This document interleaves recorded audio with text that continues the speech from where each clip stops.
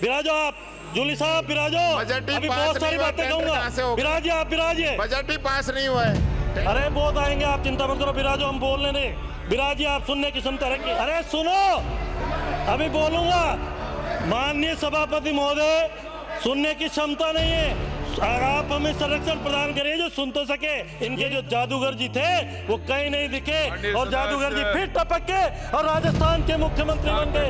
और 8 से 13 तक राजस्थान की रूह कांप गई। विराजिए आप, राजस्थान की रूह कांप गई कांग्रेस के। इनको आत्मचिंतन करना चाहिए कि 1998 के बाद ये 100 संख्या पार नहीं कर पाए हैं, और फिर भी यहाँ राजस्थान में नियम और मर्यादाओं की बात करते हैं। मैं आपको निवेदन करना चाहता हूँ कि कोटा में इनकी पूरी सरकार गई। सरकार ने कहा मुख्यमंत्री जी उद्घाटन करेंगे कोटा की परियोजनाओं का, पूरे कैबिनेट के मंत्री चले गए, और एक व्यक्ति ने एक प्रेस कॉन्फ्रेंस लेते हुए और एक बात कही जिसमें इनके मुख्यमंत्री जी यहाँ जयपुर से कोटा नहीं जा पाए और उद्घाटन के सारे कार्यक्रम निरस्त कर दिए। सड़कों के अंदर 5 साल का रोड मैप बना के, और राजस्थान के यशस्वी मुख्यमंत्री भजन लाल जी शर्मा ने राजस्थान की जनता को बता दिया है कि आने वाले 5 साल में क्या कर। ग्रीन फील्ड एक्सप्रेस वे कभी सोच नहीं सकते कांग्रेस के नेता कि ये कर सकते हैं। अरे पहना देंगे विकास जी, आप भी हमसे सीख के आए हो हमारी हमारी हमारी हमारी पार्टी की रीति नीतियों में। चलो आप चले गए होंगे। माननीय सभापति महोदय, 2018 से 2023 की सरकार, राजस्थान की सरकार सबने देखी है।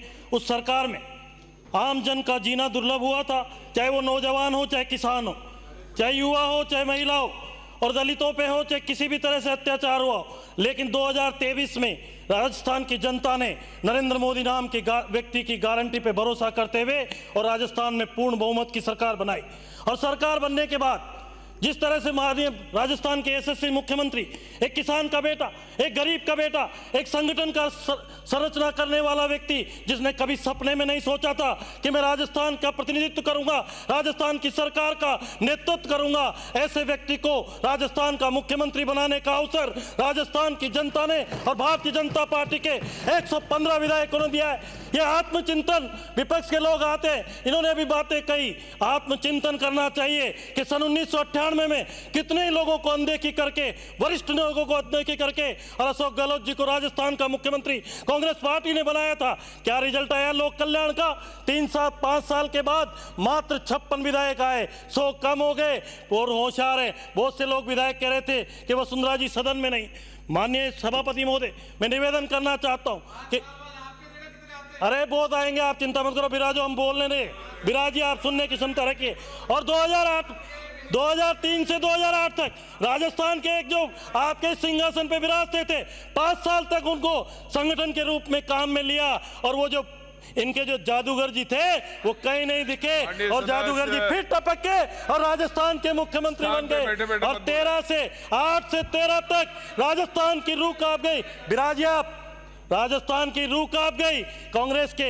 इनको आत्मचिंतन करना चाहिए कि 1998 के बाद ये 100 संख्या पार नहीं कर पाए हैं, और फिर भी यहाँ राजस्थान में नियम और मर्यादाओं की बात करते हैं। मात्र 13 में 21 सदस्य आए, और 13 से 18 में भारतीय जनता पार्टी की लोक कल्याणकारी सरकार ने जिस तरह से काम किए, और 14 के बाद माननीय सभापति महोदय, मैं निवेदन करूं कि सड़क की बात करें कि सड़क के ऊपर हमारी सरकार 2013 सड़क के ऊपर अगर बात करें तो राजस्थान देश के प्रधानमंत्री, पूर्व प्रधानमंत्री अटल बिहारी वाजपेयी जी ने ग्रामीण सड़क योजना हो, चाहे स्वर्ण चतुर्भुज योजना हो, दिल्ली बंबई को अहमदाबाद, दिल्ली बंबई हो, कि बंबई से चेन्नई हो, चेन्नई से कलकत्ता और कलकत्ता से दिल्ली का स्वर्ण चतुर्भुज से जोड़ना का काम किया है तो अटल बिहारी वाजपेयी जी ने किया है। राजस्थान पे भी बात कर रहा हूं।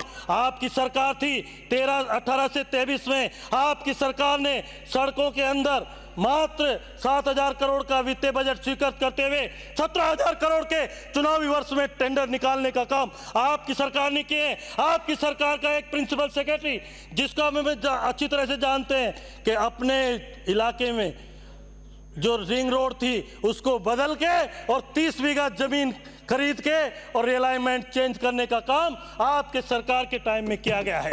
माननीय सभापति महोदय, मैं आपको निवेदन करना चाहता हूं कि कोटा में इनकी पूरी सरकार गई, सरकार ने कहा मुख्यमंत्री जी उद्घाटन करेंगे कोटा की परियोजनाओं का, पूरे कैबिनेट के मंत्री चले गए और एक व्यक्ति ने एक प्रेस कॉन्फ्रेंस लेते हुए और एक बात कही जिसमें इनके मुख्यमंत्री जी यहां जयपुर से कोटा नहीं जा पाए और उद्घाटन के सारे कार्यक्रम निरस्त कर दिए। माननीय आज यहाँ धारीवाल साहब नहीं है सदन में और फिर यहाँ से गए 5 दिन बाद। अरे है बता रहा हूँ, सड़कों के अंदर सब सुनो, आप सुनिए, सुनने की क्षमता रखिए। बजट पे पढ़ रहे, अरे चुनावी है, चुनावी बता रहा हूँ, सड़कों पे, सड़क के ऊपर बिराजी आप, सड़कों पे अगर काम किया है राजस्थान की सरकार ने तो ये अरे सुनो, अभी बोलूंगा। माननीय सभापति महोदय, सुनने की क्षमता नहीं है, आप हमें संरक्षण प्रदान करिए जो सुन तो सके। ये इस तरह से बात कर रहे हैं। माननीय सभापति महोदय, सड़कों के अंदर 5 साल का रोड मैप बना के और राजस्थान के यशस्वी मुख्यमंत्री भजन लाल जी शर्मा ने राजस्थान की जनता को बता दिया है कि आने वाले 5 साल में क्या कर। ग्रीन फील्ड एक्सप्रेसवे कभी सोच नहीं सकते कांग्रेस के नेता कि ये कर सकते हैं। अरे पहना देंगे विकास जी, आप भी हमसे सीख के आए हो हमारी पार्टी की रीति नीतियों में। चलो आप चले गए होंगे, पहनेंगे जल्दी सड़कों के अंदर। माननीय सभापति महोदय, सड़कों के अंदर 53,000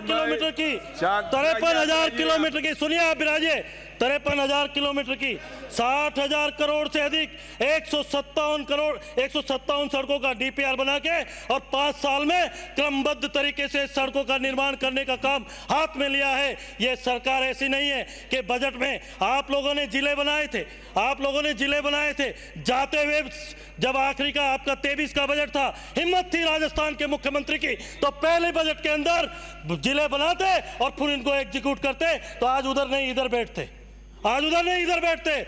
मैं निश्चित रूप से कहना चाहता हूं कि धन्यवाद दूंगा राजस्थान की वित्त मंत्री दिया कुमारी जी को कि 157 सड़कों का सुदृढ़ीकरण करके और स्टेट रोड के किस मत से करेंगे और इनको स्टेट हाईवे का दर्जा देने का काम किया है।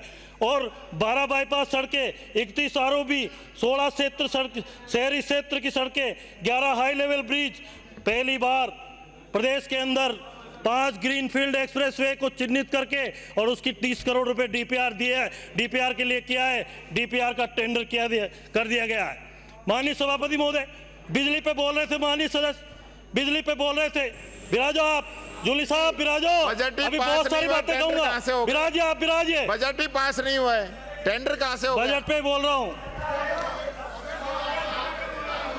सिंपल सी बात है, बिराजिए, बजट बिराजिए, एक मिनट, पहनेंगे चप्पल, पहनेंगे सभापति जी, आप बिराजिए, सभापति जी बता देंगे केकड़ी को, एक मिनट, बिराजिए, फिर मैं अभी बोलूंगा। जब बजट बारी आएगी, बजट सदन की बात को रख देना, अभी तो आप विराजिए। माननीय सभापति महोदय, बिजली पे बोल रहे थे, नहीं 2019 सुनिए, बजट पास ही नहीं हुआ है, कोई बात, इनका बजट पास होगा उसके बाद ही तो टेंडर होंगे, आप पहले कैसे करा दोगे? बीच में बताओ तो सही। वक्तव्य पूरा हो जाए, आपको अधिकार है कहने का। निवेदन है, कोई टोका टाकी ना करे, अपनी जब बारी आए तो उस विषय को बता दें आप, लेकिन बीच में टोका टाकी ना करें। सभापति महोदय, बोले मन सन 1998 में आप बिराजिए भैया, 1998 में राजस्थान स्टेट इलेक्ट्रिसिटी बोर्ड थी, इनकी सरकार बनी, 5 कंपनियां बनाई गई, घाटा पूरा करते हुए 5 कंपनियां बनाई, उत्पादन निगम, विद्युत वितरण निगम,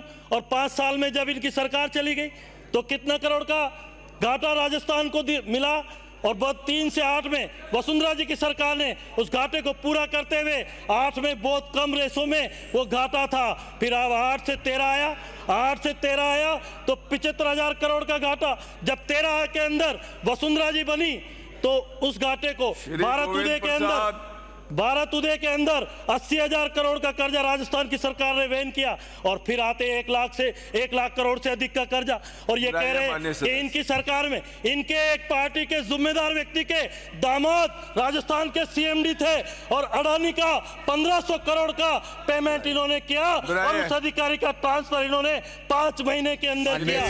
जूली साहब जानते अच्छे से। तो मानिए मैं निवेदन करूं ब्राजे माने सर